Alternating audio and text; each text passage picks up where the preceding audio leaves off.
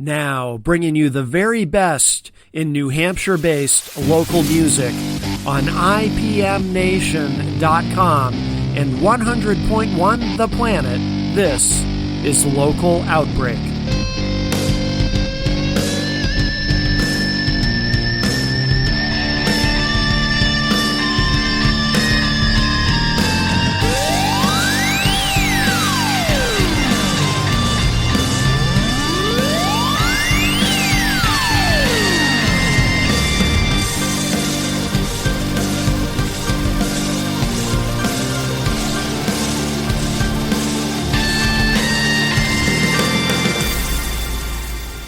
And as promised, we have a great musical guest in studio with us, Lou Antonucci, and I am saying that correctly? Exactly, you got it right. Awesome. That's a big relief. I try to get names correctly. Very Italian.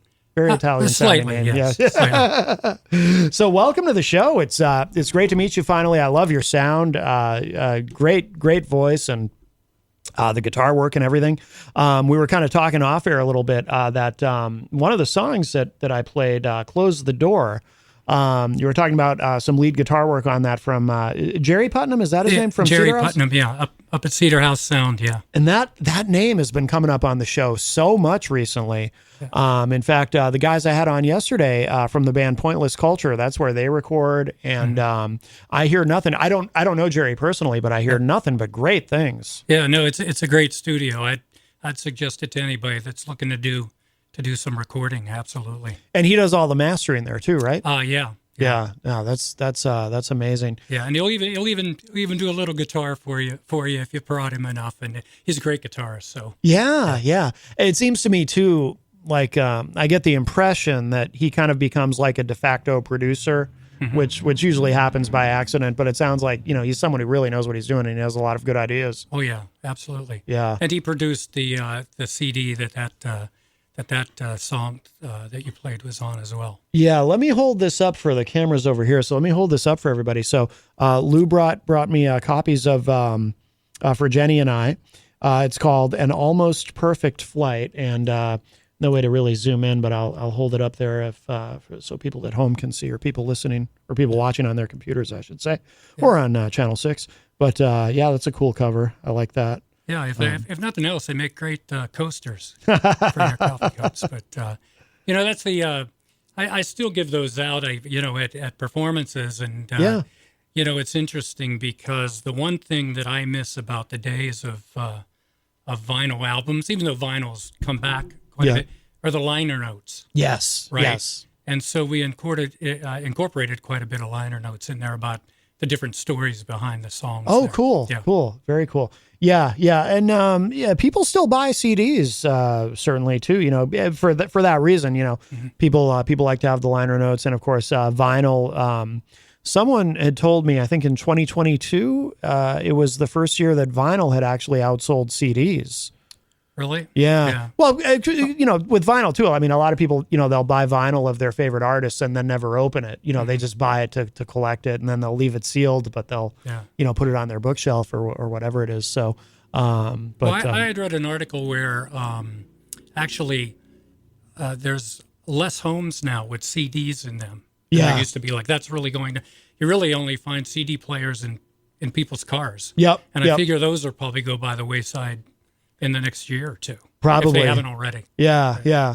It's interesting to see over time what technologies go away, what technologies stick around, because it's often hard to predict, Like cassette tapes stuck around probably about 5 or 6 years longer than I expected. And then a few years ago, I was on Bandcamp, and even cassettes were back. I couldn't believe it. I saw local independent artists putting out cassettes. Wow. Yeah. Did you? Yeah, you didn't know that? Yeah. No, I didn't even know you could buy a cassette player anymore. Yeah, I probably think high-end stuff, I guess. Yeah, you can get them online, and but yeah, people. I mean, I don't know if anyone actually. I think it's an idea similar to with vinyl. You buy the cassette, but you don't necessarily listen to it. Unless you really like the sound of tape hiss, why would you? Yeah. But if you really like an artist, but yeah, you can go on Bandcamp, and there's artists selling cassettes, limited edition cassettes. It's wild. So you just never know. Interesting. Yeah. But Lou, I'm dying to hear you play.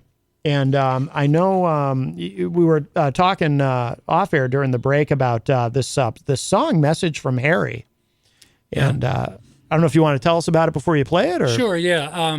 Well, actually, recently I've put together a small stage show that we've been doing called "You, Me, and Harry," and what it is, it's a very intimate solo performance, just me doing quite a bit of Harry Chapin's music. And, he's well known for his story songs, right? Songs like Taxi and so on. Yeah. Well, this particular song, it's the only Lou Antonucci song in the show. Oh. But it was kind of inspired out of an incident that happened. I play all around southern New Hampshire. And I was, before I'd written this song, I had just gotten back into performing because I had worked in high tech for a number of years, right? Sold the company, finally had the opportunity to retire earlier, just get back into music. Mm-hmm. And so I started playing again, picking up my old repertoire, and I hadn't had it complete yet, right? But just adding songs from my past and working one night at the Copper Door over in Bedford. Yeah. And I'm just finishing up a song, and I see a gentleman. He gets up from the bar and he walks over. He's got a napkin in his hand. Yeah. And he hands me the napkin, and I see there's one word on the napkin, and I immediately look up at him and I say, "Oh, you must be a Harry Chapin fan," because the word was taxi. Yeah. He wanted to hear taxi. Yeah. And so he said, "Hey, can you do this song?" And I said, "Well, I haven't performed that song probably for 20 years. Wow. I might be able to figure it out." He says, "Well, I tell you what, if you can play the chords, I can sing it." Well, Matt, I don't know if you've been out performing anywhere, but the last thing you want to do is when someone is sitting at the bar for 2 hours, walks up and says he can sing, the last thing you want to do is give him the microphone. Right. So I quickly ran through some chords and I figured out the song. Yeah. And I did it. And I blew myself away because I didn't screw it up. Yeah. I remembered all the words, remembered all the chords. I must have played it thousands of times when I was younger. Yeah. So, and that's not even the craziest thing that happened that night. Yeah. Which kind of comes at the end of the song. So I'll leave that little opening. But I went home that night and the next day, and I wrote this song. Okay. It's called "Message from Harry." All right. Wonderful.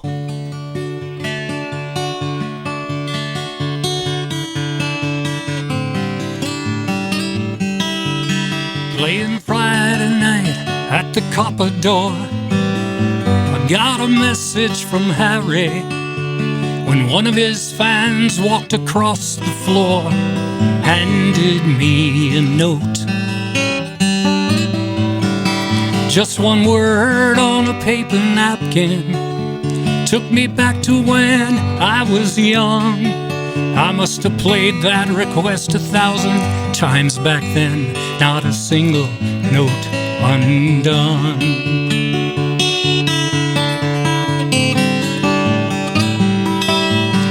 Now the man stood there with his drink in his hand, asked me if I could oblige, said it's his favorite song, he could sing along if I could figure out the tune. It's been too many miles on this old guitar since I last sang those words, but I told this guy I'd give it one good try if I could get me up the nerve. Harry, will I do it justice? Harry, will I make you proud?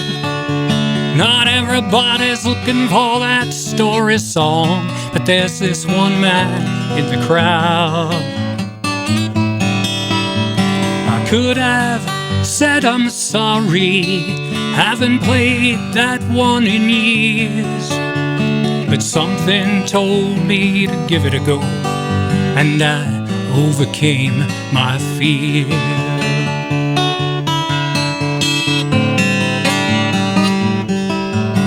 Now I started slow, and as it goes, I was a million miles away.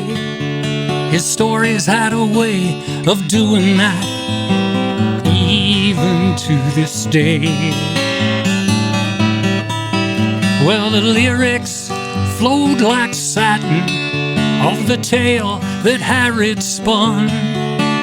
It'd been 20-odd years since I sang those words, but I remembered everyone.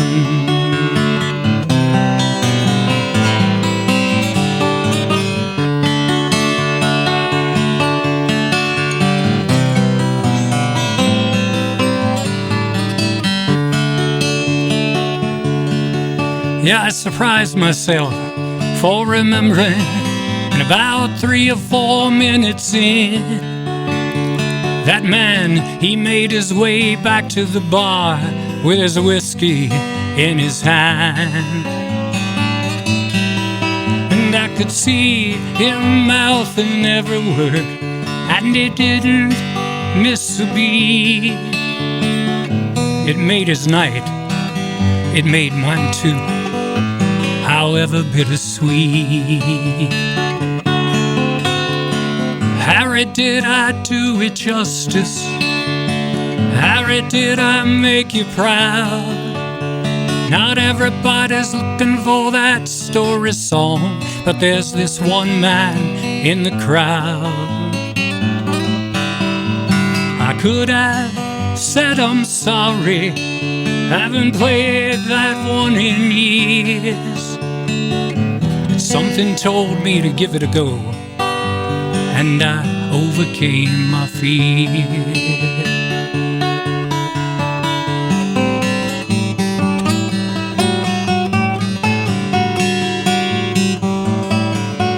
As I was leaving for the evening, headed out the door, this limo pulled up, this couple jumps out, just trying to make last call.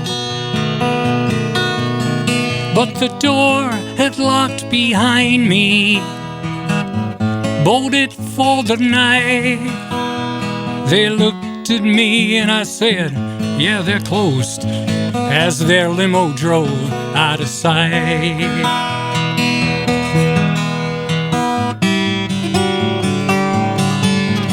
And as I packed my car, they stood there in the chilly winter frost. I could see their disappointment, wondering if their night was lost. Neither wore an overcoat, so I offered them a ride, but they said thanks, we'll take a taxi. That's when I got all choked up inside. Harry, did I do it justice? Harry, did I make you proud? Not everybody's looking for that story song. There's this one man in the crowd.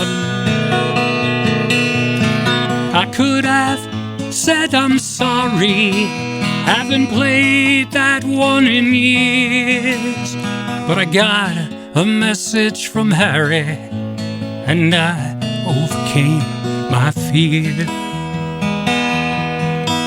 Yes, I got a message from Harry, and I overcame my fear.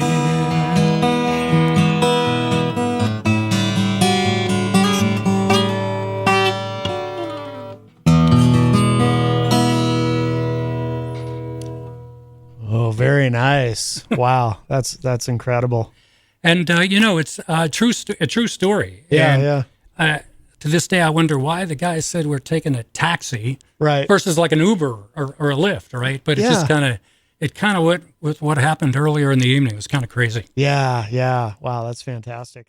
If you're just joining us, Lou Antonucci is here with us live in studio. He is on the couch and he's playing some songs and we're talking and having a great time. I also see Gary Smith from Fox and the Flamingos and Jam Tomorrow also in the Facebook live chat. And my old friend Jay Bello from the band Chasing the Devil also in the chat room. So we got a very busy chat room today. A lot of musicians in there, which is good to see. Do you always finger pick? Do you ever use a pick, or do you always? Oh no, I probably more often than not use a pick. It's just depends on the particular song. Yeah.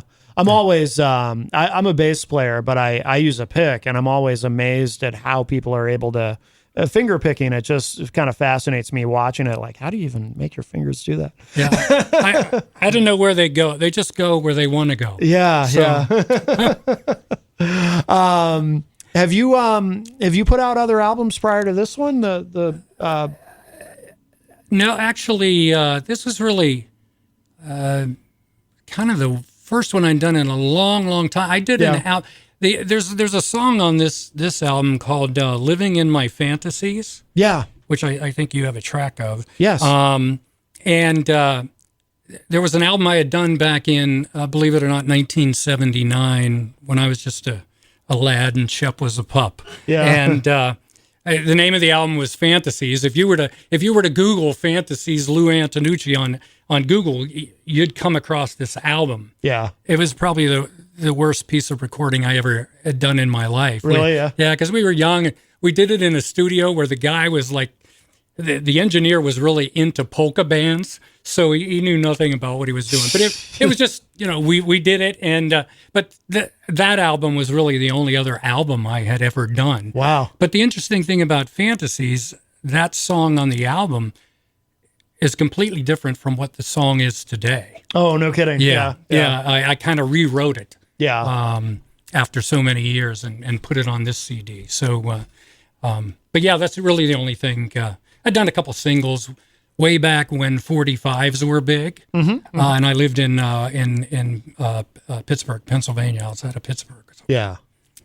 And this is definitely a full length. There's, how many songs are on here? Like 15 tracks? 13, 14? I think there's 13. Wow, yeah.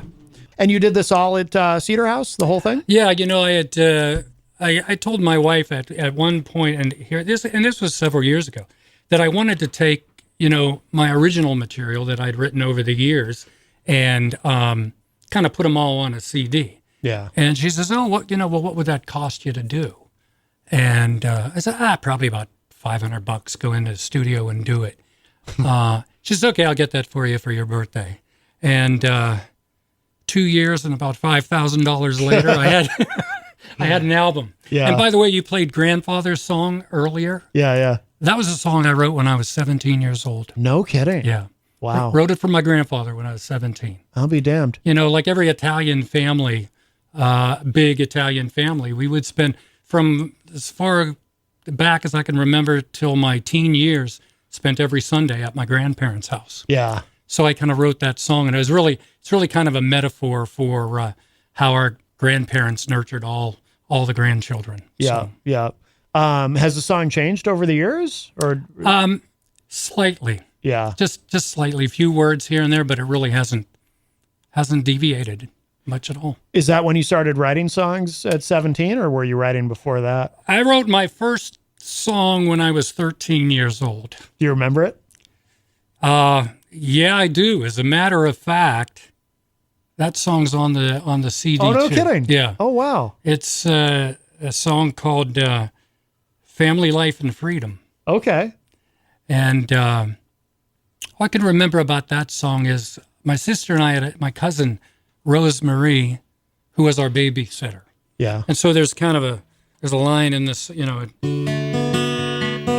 and did this song, by the way, and had some great musicians on this album. Rich Gerzina, who's a sax, flute, horn player, played with Tower of Power, a number of people. Oh, wow. Lives here in New Hampshire. He did all the horn work, and he did some great flute work on this particular song. I'll do a little bit of it anyway. Sure. Kind of goes like this. Really only like 3 chords to the whole song, because I think that's all I knew at the time. If you come to see me, don't tell Rosemary. If you bring me flowers, I would not agree to all these simple treasures. There in life are free. Believe me.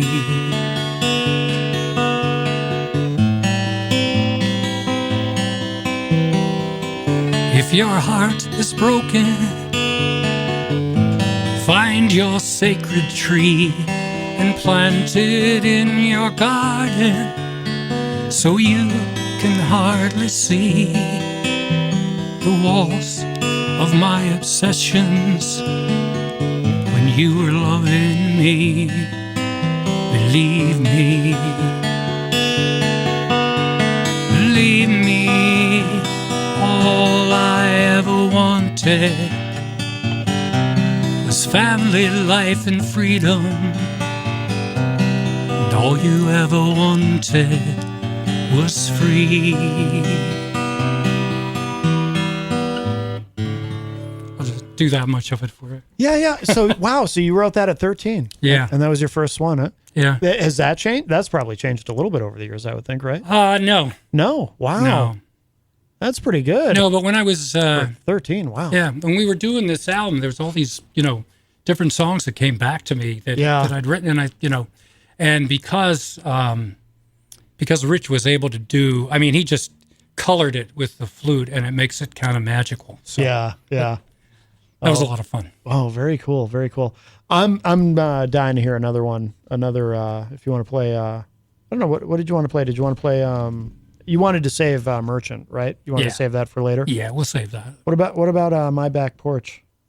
There you go. Wanna play that? I don't pretend to be a country singer. Okay. At all. Okay. But a buddy of mine one time says, hey, got a great idea for a song. You should write a song about your back porch. And I had this phrase in my mind, going to sit on my back porch and write a new song. Yeah. So I ended up writing this song. Just kind of came out, but it's somewhat country. Okay. It has that sound to it.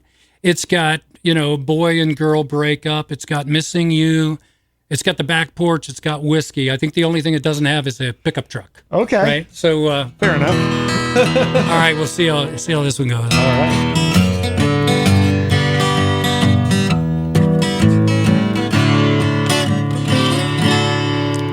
Gonna sit on my back porch and write a new song.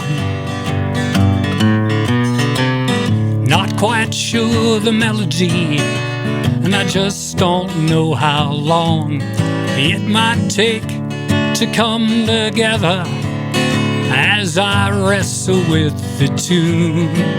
I only know this song will be about how much I'm missing you. Gonna wrap my head around the thought of losing you. Try and understand the best I can the choice you had to make when you walked away from loving me in our struggle to survive. I only hope this song can help to heal the hurt I feel inside. I'm missing you in the morning as I lie awake in bed. Missing you in the daytime, it's messing with my head. I'm missing you in the nighttime when I need someone to hold, and I really miss those loving arms that kept me from the cold. I'm gonna sit on my back porch, drink some whiskey, try and understand the best I can the choice you had to make when you walked away from loving me in our struggle to survive. I only know this song can help to heal the hurt I feel inside.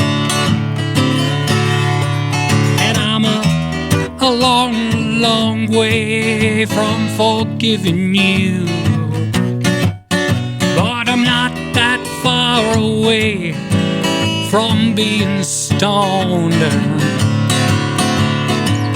If I get the feeling, I might call you on the phone. On second thought, I guess that I'll just sit here and drink alone. I'm missing you in the morning as I lie awake in bed. I'm missing you in the evening. Hell, it's messing with my head. I'm missing you in the nighttime when I need someone to hold. You know, I really miss those loving arms that kept me from the cold. I'm gonna sit on my back porch and write a new song. And I know this song will be about how much I'm missing you.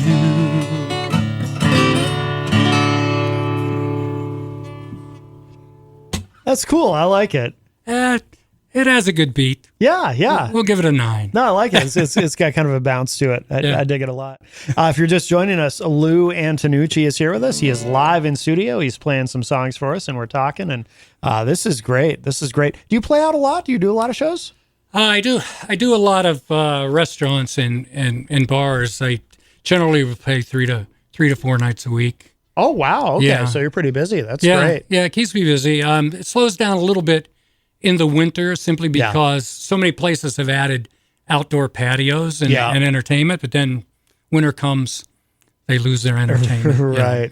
But and like I said, working on this Harry show, I'll be doing a lot more of those. We're kind of putting together a tour in New England for the spring. Oh, good. Of that show. And we've gotten great response to it so far. We did a show in Vermont, show in Pennsylvania, and got a great response from both the venues and the audiences. So looking forward to that come spring. Excellent, excellent. Now, do you have are there a lot of people on stage with you, or is it mostly just you? Or no, me and my guitar. That's it. That's cool. That's it. Yeah. There's really nothing else. And that's when Harry would do a solo show. That was it. Yeah. He didn't use pedals, didn't have loopers, any of that kind. It's just him and his guitar. So I try to keep it pretty authentic. Yeah.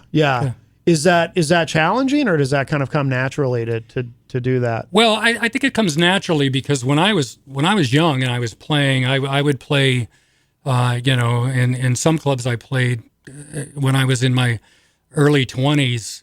I would do 4-5 nights a week, 4 hours a night. Wow. And just me and my guitar. And all that stuff gets ingrained. And and I'm old school, so that's kind of how I do it today too. Yeah, so you're well conditioned to be able to pull that off. Yeah, because not everyone can pull that off, No, it's not easy. Yeah, it's not easy. And but I get great response, and I do when I play at the clubs. I do all the classic acoustic stuff. Yeah. The Neil Young, James Taylor, Jim Croce, Harry Chapin. Yeah. And I think, people, they enjoy that era of music. So. Yeah. Now, when you're doing that, do you mix in originals with the covers? I'll throw a few in. Yeah. But, again, those venues aren't the venues where originals are the big thing. But I'll throw in a few like My Back Porch. Yeah. Upbeat tune, that type of thing. You get into the 6-7 minute songs and, people want to get their second beer by the time you're 2/3 of the way through it. But that part can be a challenge. Yeah. Well, I'm curious. So, did you want to play Reunion? Sure. I'd love to hear that live. That's a great song. Yeah. Thank you. Oh, so you've heard that one, that track? Yes. Oh, okay. All right. Online on I listened to it on YouTube, and I was like, it's a lot of emotion with that. It's song. It's the tip. And interesting. I just got back from Pittsburgh because our high school just had our 50-year class reunion. Wow. And the head of the reunion committee had kind of commissioned me to write a song for the class. Oh, no kidding. And then I, as a surprise, which was not the easiest surprise to keep, I performed the song at the reunion. For the I'll class. be damned. Wow. Yeah, and it went over well. It was great. So, no, it was fun being back there. But, when you think about it and you think back to those high school days, right, there's usually always someone, whether it's your girlfriend or your boyfriend, you've got this great relationship with, you've grown up with through school, and you always had this thing for them, right? Yeah. And then you graduate, you end up going your separate ways, and you're always thinking about what could have been. Sure. Right. Yeah. And so you go back to these reunions halfway thinking, I wonder if I'll see so-and-so, right? Yeah. Again. So that's really what this song is about. Okay. All right.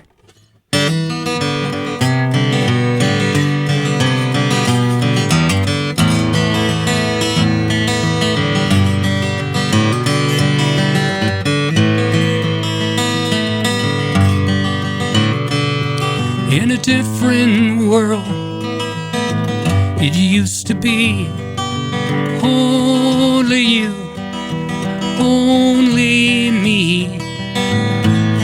But it's not the past that haunts me so. It's that I let you go.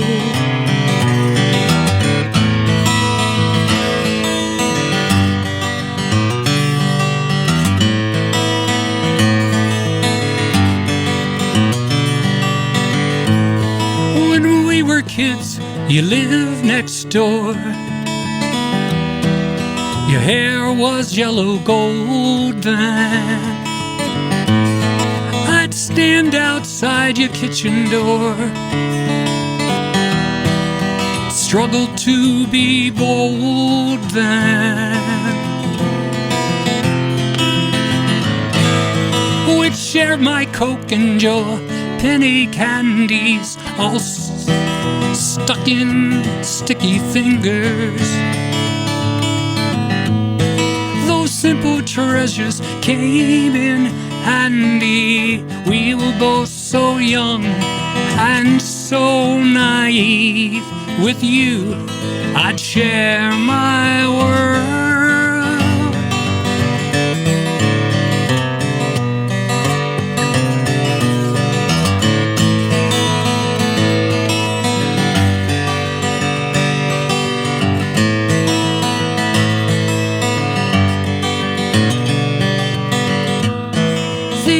Since we shared together would grow into devotion. Our innocence we lost together, and it tangled up our emotion.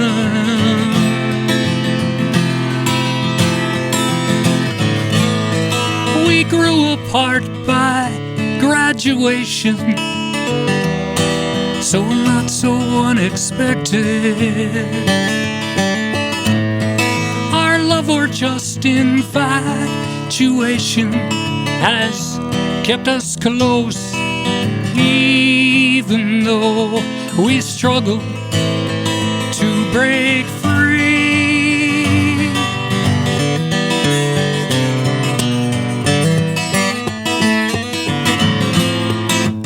And all the years I spent in longing, were your ears the same? All the fear of not belonging, I just wanted one more chance to dance with you in a different world. Used to be only you, only me. But it's not the past that haunts me so. It's that I let you go.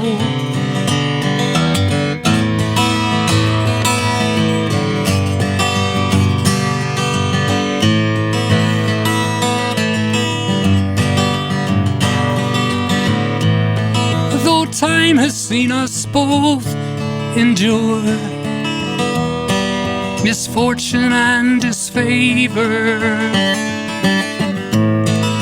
A family life, so much more, but nothing left to savor now. And your photograph's a different scene than what your eye confesses. The simple truth you can't reveal, it's brought us here once again. Now I struggle to be bold.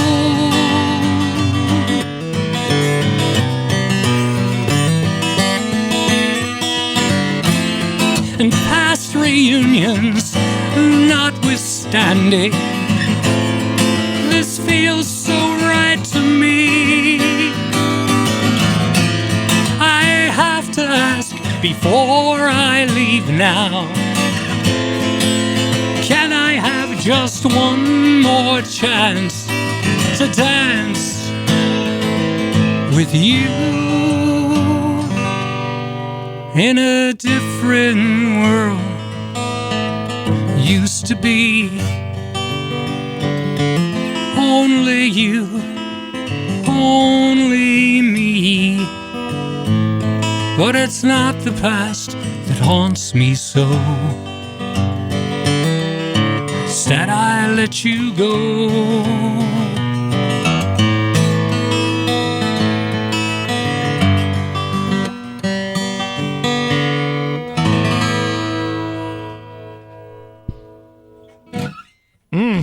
Wow. That's so good. That's so good. Thank you. Lou Antonucci is with us live in studio if you're just joining us today. Wow, that's that song, boy, really I don't know, it paints a picture. I almost hate to say it, sounds cliche to say it that way, but it really does. You know, it's that's really good. Do you have, I mean, is there anything on the album that's kind of a favorite of yours that you particularly love to play live that gets a particular response from people? Or? I think The Merchant, obviously, The Merchant on Market Square. It's an interesting song because I'll tell you this. Obviously I've been playing music since I was 12, 13. Yeah. And writing songs here and there all along the way. That song, Merchant on Market Square, is the only song out of all of my songs that I actually sat down one day and said, I'm going to write a song about that subject. Okay. Usually all these other songs, like I'll get an idea and then something just comes out. Yeah. And it's most of the times it's both the melody and the lyrics at the same time. Yeah. And that's kind of how I write. Or there's some emotional event that kind of really gets in my head and sure, I'll write about it. But that song, I was born and raised outside of Pittsburgh, and it was the early 80s. Pittsburgh, Pennsylvania was going through a renaissance, both a cultural and a physical renaissance. Yeah. The steel mills were moving out and had been moving out, and there were a lot of corporate headquarters used to be based in Pittsburgh. Rockwell International, U.S. Steel, a lot of those companies, and have since moved on. One of the companies, PPG, you've probably heard of them as PPG Industries, Pittsburgh Paint and Glass is what they were originally called. So Pittsburgh wanted to keep them and their corporate offices in the city. And so what they did was they put together a deal and offered up PPG prime real estate right downtown in Pittsburgh to build their world headquarters. And if you look, like if you're watching Monday Night Football when the Steelers are playing and you see in the background, you see this big tall building, it's all glass. It looks like a castle at the top with four corners. Yeah. That's the PPG headquarters building. Oh, okay. And but to do this, what the city of Pittsburgh did was they took a big part of what was known as Market Square. Not unlike Faneuil Hall. Okay. Picture Faneuil Hall. It was a big square in the middle of the city from the early 1800s, cobblestone streets, family-owned businesses, bistro shops, all of that. And so they were going to take about 2/3 of that. And to do that, they offered some remuneration to the businesses, but really not that much. Yeah. And there were some businesses that held out and went to court and fought it. They didn't want to give their lifelong businesses up. Unfortunately, they all lost. City took the property by eminent domain. Okay. And the rest is history. The interesting thing is, when I do the song around Pittsburgh, I always get requests for it, and Yeah. But I find when I play it out, I did it at a place called Stage 33 up in Vermont, and on one of the breaks, a guy came up to me and said, "Boy, that song really hit home." I said, "Oh, are you from Pittsburgh?" And he goes, "No, I'm from Baltimore. My family's from Baltimore, but my grandfather, who used to be known as like the Banana King of Baltimore, he would distribute and bring in all the fruit and vegetables for all the grocery store. Same thing happened to him, where the city ended up taking his business by eminent domain to do some, renovation of the city, a renaissance in the city. So it's still somewhat valid today. Yeah. No doubt. Yeah. All right. I guess that's a great introduction for the song. Yeah. I'd love to. We got enough time? Or? Oh, definitely. Okay. Definitely. Yeah. I'd love to hear it. Absolutely. All right. So I'm going to do this one. Good musical friend of mine back in the Mon Valley. She always tells me this is her favorite song, and I was there to do the Harry show, and she had asked me that evening before I left if I could just play this for her. Oh, and I forgot and never did get to do it. Oh no! So kidding. This one's for Annette. If you're out there, Annette, I don't know.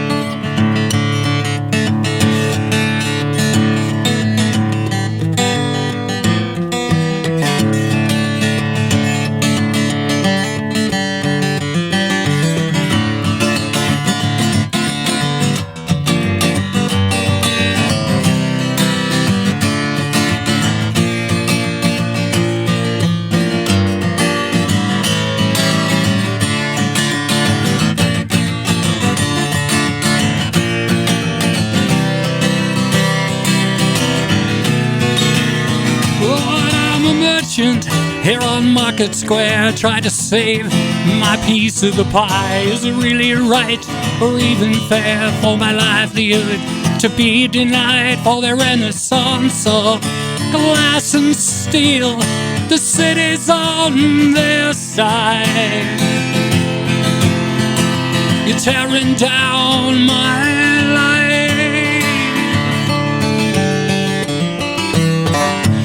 Fast, you're moving too fast for a simple man like me. Worked hard half a life on the south side just to raise my family. My business grew, I move uptown, hit a Market Square, a life savings down. City says, tear it down, give it all to PPG.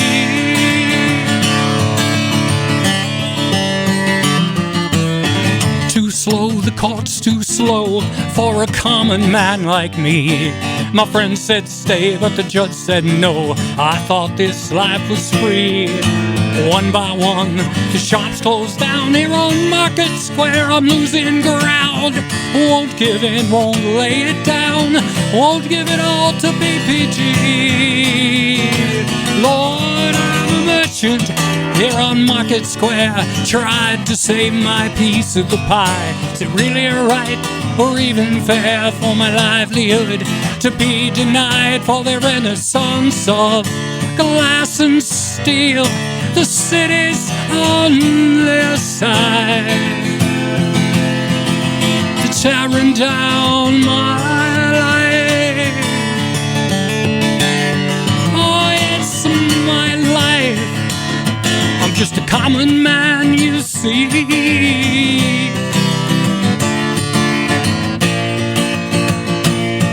My business grew, I moved uptown, hit a Market Square, life savings down. The city says, tear it down, give it all to PPG.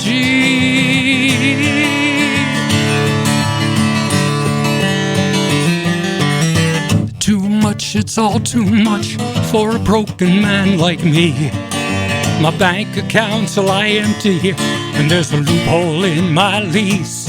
We give you 30 days, not a minute more. Here on Market Square, I gotta close my doors. Makes no sense if I wanna eat. Gotta go to work for PPG.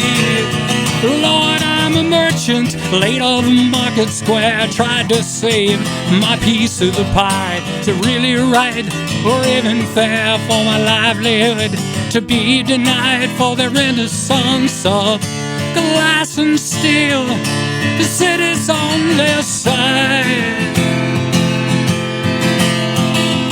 They're tearing down my life.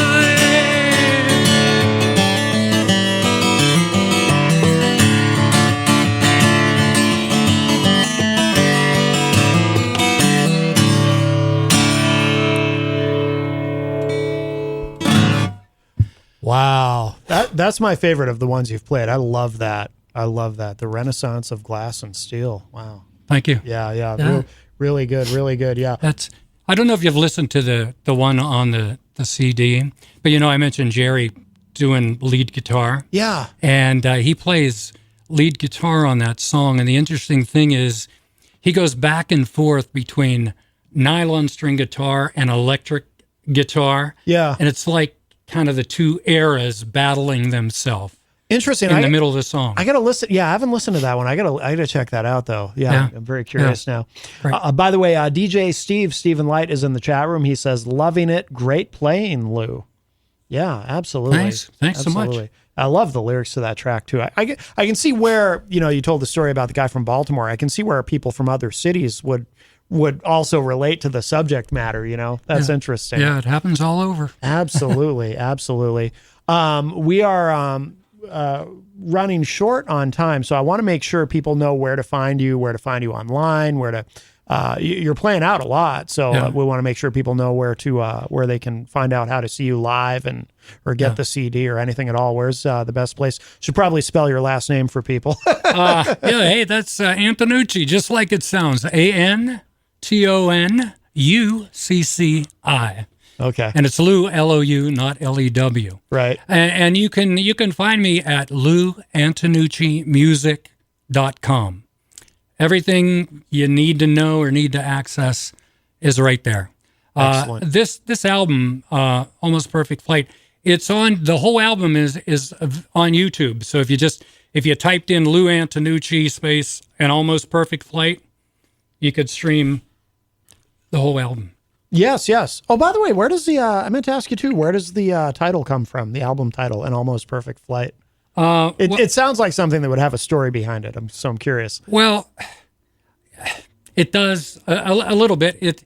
I worked in high tech for years. I traveled all over the place. And I remember getting off a plane one time, and one of the guys I was traveling with said, we had turbulence, Yeah. We got off and he says, oh, well, that was an almost perfect flight. And it just kind of stuck with me. And it's a line in the fantasy song as well. Oh, okay. Yeah. I think on the CD. I'm actually going to end with that, the studio track there. Okay, great. Of that. Yeah, that'll be a good way to end it since you mentioned it. Lou, thank you so much. This has been amazing. It's been fun, Matt. I really appreciate it. Absolutely amazing. And I just want to say on the record too, you're the most prepared guest I've ever had.